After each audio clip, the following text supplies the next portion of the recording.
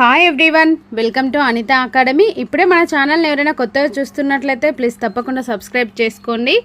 ఇక టాపిక్లోకి వెళ్ళినట్లయితే ఈరోజు మనం all competitive exams purpose paper 1 ఏదైతే ఉంటుందో అందులో బిట్స్ నెంబర్ 2 గురించి ప్రాక్టీస్ చేద్దాం. ఇందులో ఇచ్చే బిట్స్ అన్నీ కూడా ఆల్ కాంపిటేటివ్ ఎగ్జామ్స్లో పేపర్ 1 జిఎస్ పేపర్ ఏదైతే ఉంటుందో దానికి యూజ్ అయ్యే బిట్స్ స్టూడెంట్స్, కాబట్టి జాగ్రత్త ప్రాక్టీస్ చేయండి. ఇటు టీజీపీఎస్ అయినా ఏపీపీఎస్ అయినా రెండింటికి కూడా యూజ్ అయ్యే బిట్స్.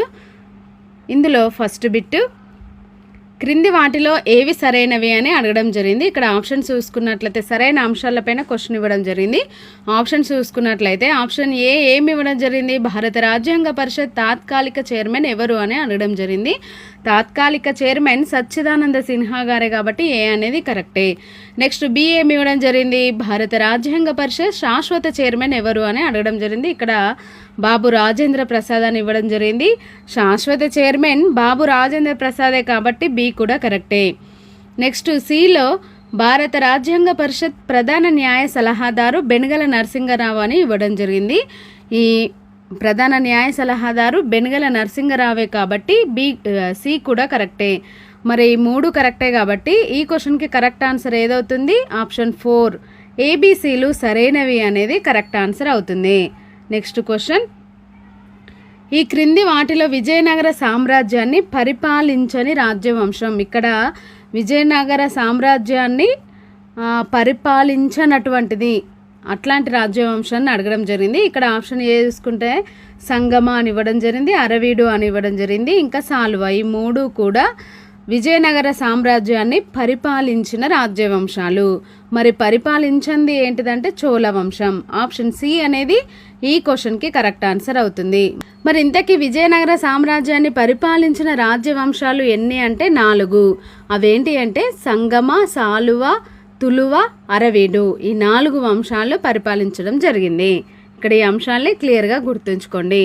నెక్స్ట్ క్వశ్చన్, భూదానోద్యమ తత్వం అనే గ్రంథం రాసింది ఎవరు అని అడగడం జరిగింది. ఇక్కడ కొన్ని ఆప్షన్స్ అయితే ఇవ్వడం జరిగింది. మరి భూదానోద్యమ తత్వం అనే గ్రంథం రాసింది వినోబా భావే. ఆప్షన్ బి అనేది ఈ క్వశ్చన్కి కరెక్ట్ ఆన్సర్ అవుతుంది. నెక్స్ట్ క్వశ్చన్, పూర్వపు హైదరాబాద్ రాష్ట్రంలో బఘేలా అంటే ఎవరు అని అడగడం జరిగింది. ఇక్కడ ఆప్షన్స్ చూసుకున్నట్లయితే గ్రామీణ ప్రాంత కార్మికుడని, పట్టణ ప్రాంత కార్మికుడని, నెల జీతం మీద పనిచేసే కార్మికుడని ఇవ్వడం జరిగింది. బఘేలా అంటే కట్టుబడిన కార్మికుడు. కట్టుబడిన కార్మికుడు అంటే నెల జీతం కానీ ఎలాంటి జీతం తీసుకోకుండా పనిచేసేవాడు, అంటే వెట్టి చేసే కార్మికుడినే బఘేలా అంటాం. ఆప్షన్ డి అనేది ఈ క్వశ్చన్కి కరెక్ట్ ఆన్సర్ అవుతుంది.